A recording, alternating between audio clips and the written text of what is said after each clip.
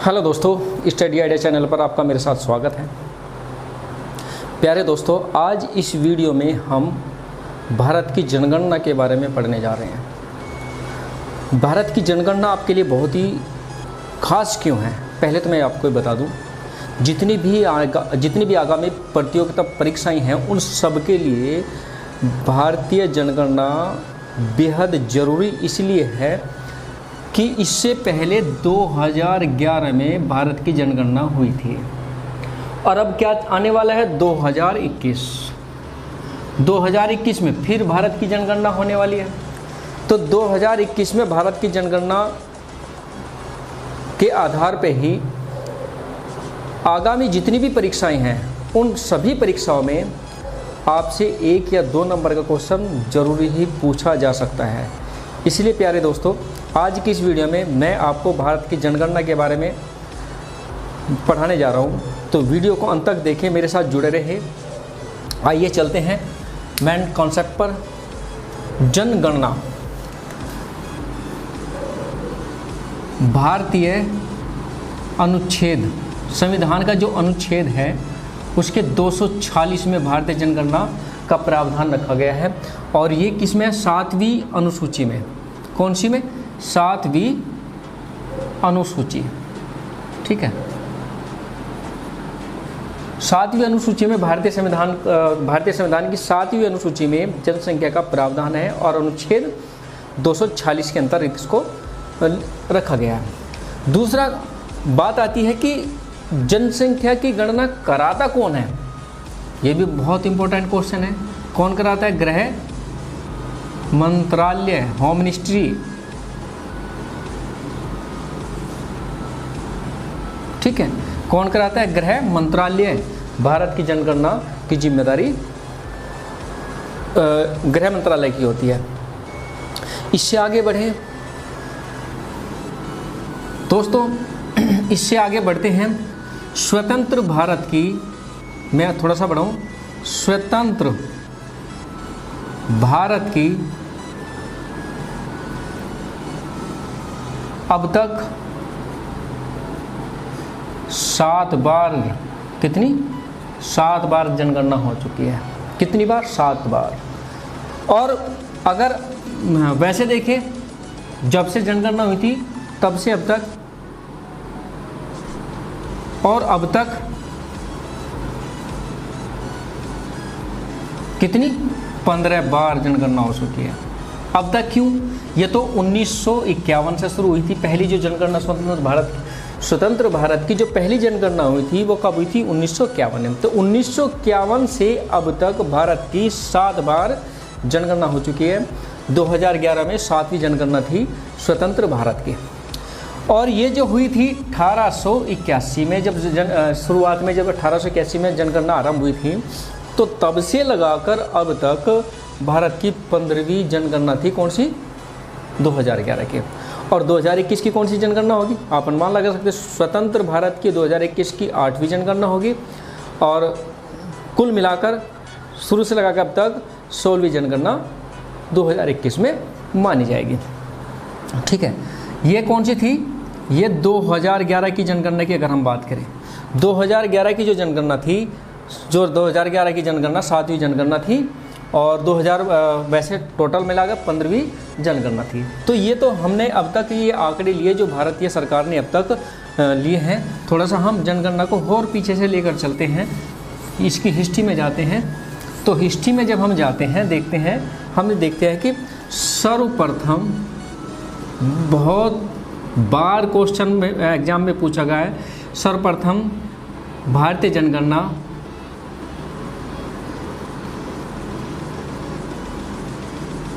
Lord Mayo भी कहीं लिखा मिलेगा, लॉर्ड मेयो ने 1872 में कराई थी। सर्वप्रथम कब कराई थी? 1872 में लॉर्ड मेयो को भारतीय जनगणना कराने का श्रेय जाता है। सबसे पहले जनगणना इसी ने कराई थी। बहुत इंपॉर्टेंट क्वेश्चन है, आपके एग्जाम में कई बार पूछा भी जा चुका है, इसलिए इसको अपने माइंड में सेट कर लीजिएगा। दूसरा, इसके बाद सर्वप्रथम 10 की है। 10 की मतलब 10 साल के बाद जनगणना का आरंभ लॉर्ड रिपन को जाता है। लॉर्ड रिपन ने कब कराई थी?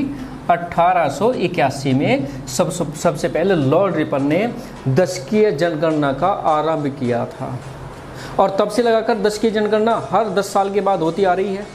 1881, 1891, फिर उसके बाद ये 2011 में जो जनगणना हुई थी, 7वीं जनगणना थी भारतीय स्वतंत्र भारत की, और टोटल मिलाकर 1881 से लगाकर अब तक 15वीं जनगणना वो थी।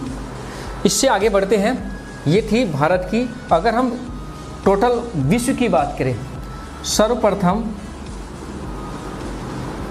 विश्व स्तर पर विश्व में जनगणना कराने का श्रेय या जनगणना स्वीडन ने कराई थी। किसने की थी? स्वीडन। सबसे पहले जो जनगणना कराई थी वो किसने कराई थी? स्वीडन ने सबसे पहले जनगणना कराई थी। इसलिए अंतर्राष्ट्रीय स्तर पर स्वीडन को जनगणना कराने का श्रेय जाता है। इसके बाद आती है दशकीय। सर्वप्रथम दशकीय विश्व स्तर पर की बात करते हैं हम। विश्व स्तर पर विश्व में दशकीय जनगणना अमेरिका ने कराई थी। ठीक है, ये क्वेश्चन कभी कभी पूछ लेते हैं, इसलिए क्वेश्चन को मैंने आपके सामने इन क्वेश्चंस का जिक्र किया है कि सर्वप्रथम जनगणना किसने कराई थी? स्वीडन ने कराई थी अंतर्राष्ट्रीय स्तर पर। दशकीय जनगणना सबसे पहले किसने कराई थी? अमेरिका ने कराई थी। तो ये तो हमारे पास जो डाटा था, जो आंकड़ा था, वो किसका था? जनगणना का, जो भारतीय और अंतर्राष्ट्रीय स्तर पर था। अब बात करते हैं 2011 की जनगणना।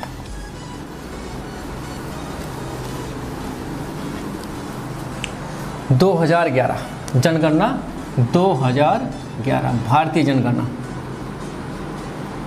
ठीक है, भारतीय जनगणना 2011।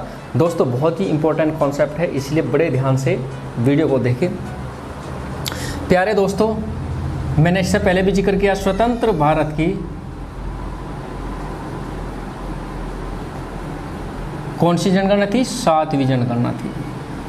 ठीक है, और अब तक कौन सी जनगणना थी? 15वीं जनगणना थी। ठीक है, स्वतंत्र भारत की पहली जनगणना कब हुई थी? स्वतंत्र भारत की प्रथम जनगणना 1951 में हुई थी। ठीक है, और पहली जनगणना, प्रथम जनगणना कब हुई थी? 1881 में। तो दोनों में थोड़ा सा अंतर है। जब स्वतंत्र भारत की कहते हैं तो 1951 में, और जब ये कहते हैं कि पहली जनगणना कब हुई थी तो 1881 में। दोनों में ध्यान रखना इसको। और स्वतंत्र भारत की कहते हैं कि स्वतंत्र भारत की कितनी जनगणना अब तक हो चुकी है? 7 हो चुकी है। 2011 से पहले, 2011 तक, 2021 से पहले। और ये कहते हैं कि 2011 तक कितनी जनगणना भारत में अब तक हो चुकी है? कितनी हो चुकी है? 15। तो इस जो आयुक्त थे 2011 की जनगणना के जो आयुक्त थे, कौन थे? सी चंद्रमौली। ये भी बहुत बार क्वेश्चन एग्जाम्स में आ चुका है, इसलिए इम्पोर्टेंट क्वेश्चन है। कौन थे? सी चंद्रमौली। और इसका नारा क्या था? नारा जो एक स्लोगन इसने दिया था, स्लोगन कह सकते हैं या नारा कह सकते हैं। क्या नारा था? इस जो जनगणना थी, इस जनगणना का नारा भी था, कुछ नारा दिया गया था जो बहुत फेमस था, हमारी जनगणना हमारा भविष्य। हमारी जनगणना हमारा भविष्य, इस जनगणना का नारा दिया गया था। ठीक है, तो ये अब तक 2011 की जनगणना के अनुसार हमने 4 टॉपिक लिखे। चारों ही पॉइंट्स बहुत ही खास है, बहुत ही इम्पोर्टेंट हैं, इसलिए इन पॉइंट्स को बिल्कुल भी इग्नोर ना करें। ये आपके लिए बहुत महत्वपूर्ण साबित होंगे और ये मेरा वादा है। ठीक है, आगे बढ़ते हैं। 2011 की जनगणना के अनुसार जो भारतीय जनसंख्या थी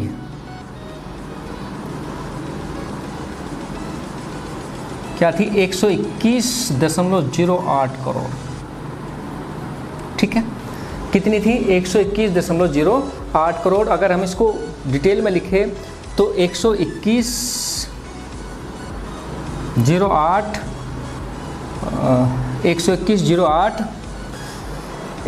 करोड़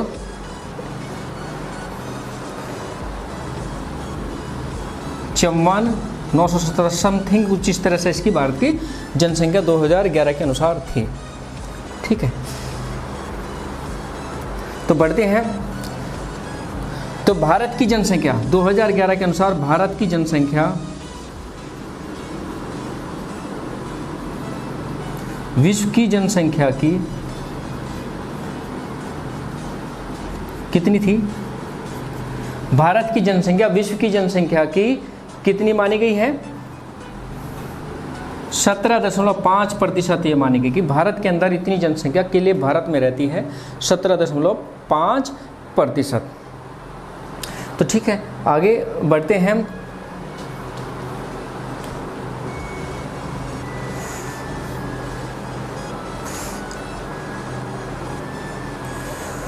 आगे इससे आगे हम जब चलते हैं थोड़ा सा हम देखते हैं कि जो वृद्धि दर थी वह क्या थी, भारत की जनसंख्या की वृद्धि दर कितनी थी।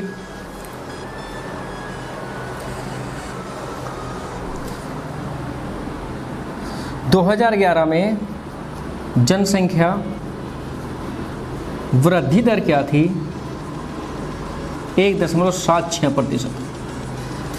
1.76% भारत की जनसंख्या की वृद्धि दर आंकी गई। तो ये आपने डाटा अगर यहाँ तक लिख लिया हो तो आगे बढ़ें। थोड़ा सा मुझे स्पेस की ज़रूरत है और मुझे स्पेस चाहिएगा, इसलिए मुझे रब करना पड़ेगा।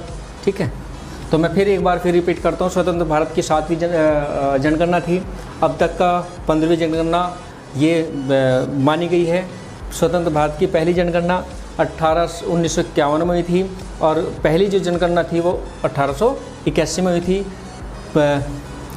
15वीं जनगणना के आयुक्त जो थे, 15वीं जनगणना के जो आयुक्त थे कौन थे, सी चंद्रमौली थे। इसका नारा था हमारी जनसंख्या हमारा भविष्य है। भारत की जनसंख्या 121.08 करोड़ थी 2011 के अनुसार। भारत की जनसंख्या विश्व की जनसंख्या की 17.5% मानी गई है। 2011 की जनसंख्या वृद्धि दर थी वह 1.76% थी। ठीक है, यहाँ तक क्वेश्चंस जो हैं बहुत सारे क्वेश्चंस ही बहुत इंपॉर्टेंट हैं। ठीक है, आगे बढ़ते हैं हम। थोड़ा इसको मैं रब कर दूं क्योंकि मुझे स्पेस की ज़रूरत है। भारत की जनसंख्या से रिलेटेड बहुत सारे क्वेश्चंस हम पढ़ सकते हैं, बहुत सारे क्वेश्चंस इसमें से माने गए हैं, लेकिन मैं इस वीडियो के माध्यम से जो खास क्वेश्चंस है, जो इंपॉर्टेंट क्वेश्चन है, टॉपिक है, मैं आपको बता रहा हूँ, उन्हीं का हम जिक्र कर रहे हैं।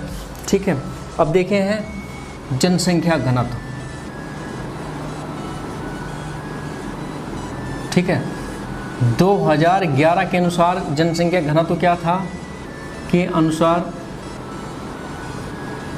जनसंख्या 2011 की जगह 2001 करते के अनुसार जनसंख्या घनत्व, क्योंकि कभी कभी है ना प्रीवियस क्वेश्चन पूछ रहे थे। जनसंख्या घनत्व क्या था, 382 प्रति वर्ग किलोमीटर। ठीक है, 382 प्रति लाख वर्ग किलोमीटर कुछ इस तरह मिलेगा। 382 प्रति वर्ग किलोमीटर, नहीं सॉरी 325, क्योंकि हम 2011 की बात 2001 की बात कर रहे हैं। और 2011 के अनुसार जनसंख्या घनत्व था 382 प्रति लाख या प्रति वर्ग किलोमीटर। बहुत इंपॉर्टेंट क्वेश्चन है, बहुत ही खास, बहुत ही ज़्यादा है। ठीक है, कभी कभी क्या मैंने 2001 की जनगणना के अनुसार क्यों लिखा, कभी प्रीवियस जनसंख्या का प्रीवियस क्वेश्चन आपसे पुटअप कर लेता है। फिर लिख दिया मैंने 2011 की जनसंख्या के अनुसार कितनी थी, 382 है। ठीक है, ये तो था आपका जनसंख्या घनत्व। एक बहुत ही अनुपात है लिंग अनुपात। ठीक है, 2001 के अनुसार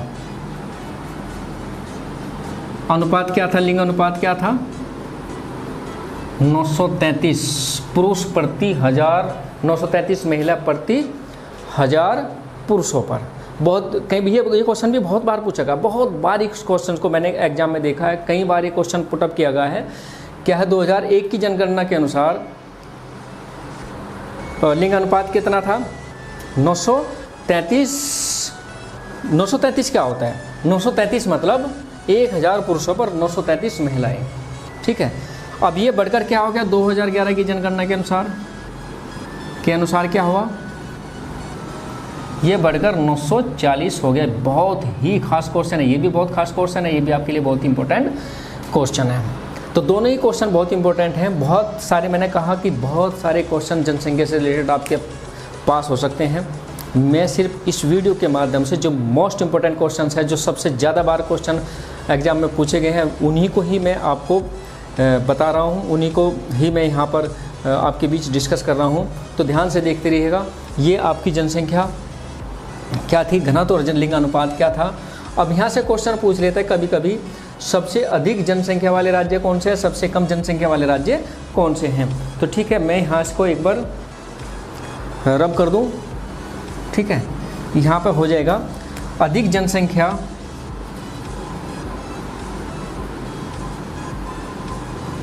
वाले राज्य और कम जनसंख्या वाले राज्य, दोनों को मैं यहाँ डिस्कस कर रहा हूँ। अधिक जनसंख्या वाले, सिर्फ मैं 3 राज्यों को का डिस्कस करूँगा, 3 का। बाकी आप जब स्टडी करोगे तब आपको पता चल जाएगा। देखो यहाँ उत्तर में बिहार, ठीक है, आगे बढ़ा सकते हैं। उत्तर में बिहार और पश्चिम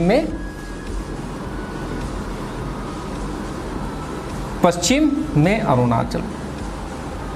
उत्तर में बिहार और पश्चिम में क्या है, पश्चिम में क्या कर सकते हैं, आंध्र प्रदेश, आंध्रा। ठीक है, तो यहाँ हम 3 ही राज्यों की हम बात करें, पश्चिम की बात हम कर लेने, पश्चिम में आंध्रा नहीं करते हम। उत्तर में उत्तर प्रदेश, सबसे अधिक जनसंख्या वाले राज्य उत्तर प्रदेश। ठीक है, दूसरा, पहला कौन सा है, उत्तर प्रदेश, और दूसरा कौन सा है जो आपको पता है, महाराष्ट्र, और तीसरा है आपका बिहार। देखो मैंने तो सिर्फ अपना तरीका बताया है याद करने का। प्यारे दोस्तों, अपना अपना तरीका होता है, अपना अपना मेथड होता है। कोई किसी तरीके से किसको याद करता है, कोई किस तरीके से किसको याद करता है। सबको लर्निंग का प्रोसेस अलग होता है। मेरा जो लर्निंग का प्रोसेस है, मैं उसी के माध्यम से आपको ये टिप्स बता रहा हूँ, ये ट्रिक बता रहा हूँ याद करने की। क्या है, ध्यान रखना, उत्तर में बिहार मैंने लिखा है, अधिक जनसंख्या वाले राज्य 3 राज्यों का मैंने यहाँ जिक्र किया है। अधिक जनसंख्या वाले के राज्य कौन से हैं, उत्तर में बिहार, उत्तर प्रदेश, महाराष्ट्र, बिहार। इसके बाद आप जिक्र कर सकते हैं पश्चिम बंगाल भी है। ठीक है, ठीक, और उसके बाद आंध्र प्रदेश है। तो इस तरह से आप और राज्यों को देख सकते हैं। लेकिन अगर आपके 3 राज्यों को ही ब्यौरा है, आपको पता है कि 3 राज्य कौन से हैं, तो उन्हीं के आधार पर आप ऑप्शन लगा सकते हैं। क्वेश्चन देगा निम्न में से अधिक जनसंख्या वाले राज्य कौन कौन से हैं, तो उसमें तो 4 ऑप्शन देगा, 4 में से 3 ये हो गए। यहाँ पर आपको 3 मैच कर रहे हैं, उत्तर प्रदेश, महाराष्ट्र, बिहार, उसके बाद पश्चिम बंगाल, उसके बाद आंध्र प्रदेश। इस तरह से आपको बढ़ते क्रम में देगा, घटते क्रम में देगा, तो आप अनुमान लगा सकते हैं। अब बात करते हैं कम जनसंख्या वाले राज्यों के। तो न्यूनतम जनसंख्या वाले राज्य हैं कौन कौन से हैं, सीमो अरुण,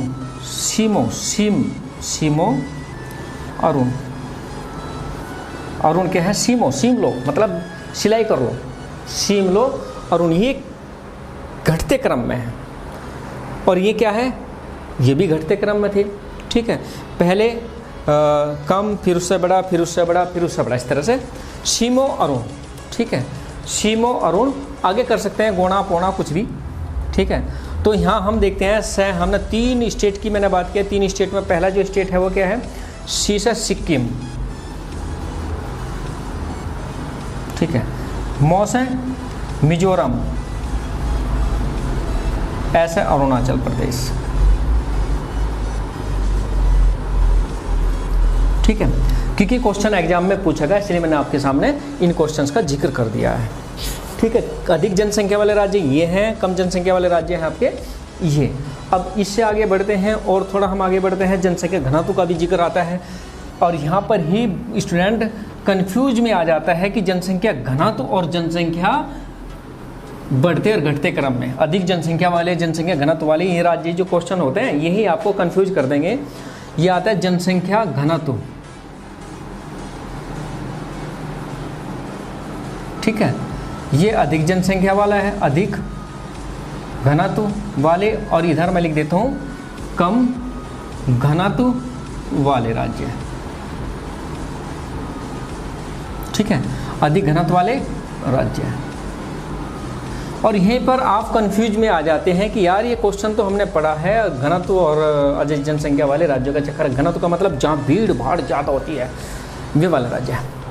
तो अधिक जनसंख्या घनत्व वाले राज्य कौन से? पहले तो हम इसी का जिक्र करते हैं। अधिक जनसंख्या घनत्व बिहार, बिहारी पश्चिम के, ठीक है, क्या लिखा? बिहारी पश्चिम के। बहुत ही अच्छा टॉपिक है। बिहारी से बिहार, ठीक है, पश्चिमी बंगाल, और तीसरा है के से केरल, ठीक है। क्या है तीसरा? के से केरल। कर्नाटक नहीं मत करना, कर्नाटक मत करना। ये अधिक जनसंख्या घनत्व वाले राज्य हैं। 3 मैंने जिक्र किया है, बाकी इसमें 3, 4, 5 जो आप ऐड करना चाहो वे ऐड कर सकते हैं। अधिक जनसंख्या घनत्व वाले राज्य है बिहारी पश्चिम के। मैं आपको बता दूं, मेरा किसी को वीडियो के माध्यम से किसी को ठेस पहुंचाने का, किसी को आहत पहुंचाने का उद्देश्य बिल्कुल भी नहीं है। बस उद्देश्य, कोशिश यही है कि आप अपना जो टारगेट है, अपना जो लक्ष्य है, आपकी जो परीक्षा है उसमें आप सफल हो जाए। यही मेरा टारगेट है। इसी टारगेट को मैं पूरा करने के लिए थोड़ा सा वर्ड्स का कॉम्बिनेशन ले लिया जाता है। अब बात करते हैं कम जनसंख्या घनत्व वाले। क्या कम जनसंख्या घनत्व वाले? अरुण मजे में, ठीक है, अरुण मजे में है, ठीक है। याद करने का सबका अपना तरीका। मैंने यहाँ देखो, यहाँ पे भी लिख दिया, उत्तर में बिहार, सीमो अरुण, उत्तर में बिहारी भी कर सकते हैं। यहाँ बिहारी पश्चिम के ऐसे भी कह सकते हैं। अरुण मजे में है, सीमो अरुण, यहाँ अलग अलग तरीके मैंने आपके बताए हैं। अरुण से अरुणाचल प्रदेश, ठीक है। पहला कौन सा बताया हमने? ऐसे अरुण से अरुणाचल प्रदेश। एक चीज़ मैंने यहाँ कर दिया, अरुण मजे में है, मजे में सीख, ठीक है। यहाँ से मजे में से मिजोरम और सी से सिक्किम, ठीक है। 3 मैंने स्टेट बता दिया आपको। इस तरह से न्यूनतम जनसंख्या घनत्व वाले और अधिकतम जनसंख्या घनत्व वाले राज्यों के बारे में आपके सामने डिटेल है। ये अधिक जनसंख्या वाले राज्य हैं, ये कम जनसंख्या वाले राज्य हैं। ये पहले नंबर पर ये, दूसरे पे ये, तीसरे पे ये, पहले पे, दूसरे पर, तीसरे पर, यहाँ पहले पर, दूसरे पर, तीसरे पर, फर्स्ट पर, सेकंड पर एंड थर्ड पर, ठीक है। इस तरह से ये आपके जनसंख्या घनत्व वाले, कम जनसंख्या, अधिक जनसंख्या घनत्व वाले, कम जनसंख्या वाले राज्य और कम अधिक जनसंख्या वाले राज्य ये यहाँ पर आ चुके हैं, ठीक है। अब आगे बढ़ते हैं। थोड़े छोटे छोटे से क्वेश्चन इसमें हैं। क्वेश्चंस तो बहुत सारे हैं।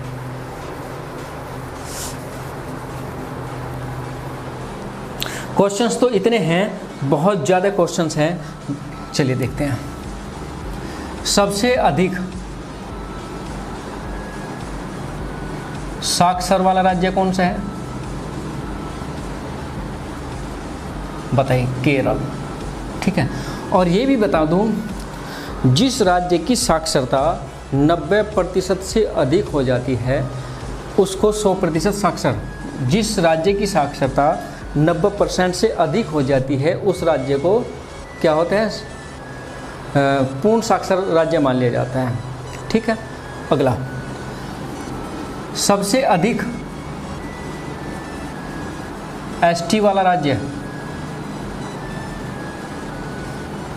जिसमें अनुसूचित जनजाति है, वो राज्य कौन सा है जिसमें अनुसूचित जनजाति सबसे ज़्यादा है? वो है आपका महाराष्ट्र।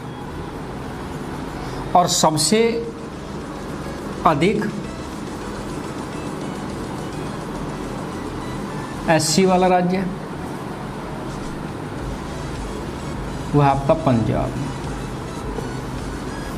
ठीक है, ये क्वेश्चन मैं क्यों ले रहा हूँ? क्योंकि ये क्वेश्चंस मैंने एग्जाम में देखे हैं, इसलिए मैं इन्हीं क्वेश्चंस का जिक्र कर रहा हूँ जो क्वेश्चंस मैंने एग्जाम में देखे। बाकी क्वेश्चंस आप खुद स्टडी करेंगे, खुद पढ़ेंगे, उसमें और भी आपको बहुत सारे क्वेश्चंस मिलेंगे। ठीक है, अगला क्वेश्चन है, किस स्थान का लिंगानुपात सबसे कम मिला था? सबसे कम था 2001 की 2011 की जनगणना के अनुसार। 2011 की जनगणना के अनुसार जो लिंगानुपात था किस स्थान का था? वो किस स्थान का था? हरियाणा। और वो कौन सा स्थान है? झज्जर। झज्जर लिंगानुपात 914 920 के समथिंग कुछ इस तरह से है, 950 से भी के आसपास ही है, ज़्यादा नहीं, ना ज़्यादा कम ना ज़्यादा फालतू। तो दोस्तों क्वेश्चंस तो बहुत सारे हैं,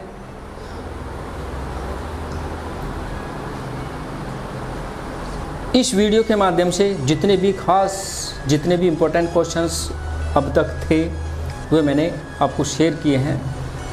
आशा करता हूँ, उम्मीद करता हूँ कि ये वीडियो जो अभी तक आपने देखी है आपको पसंद आई होगी, आपकी समझ में हर कॉन्सेप्ट ज़रूर आया होगा।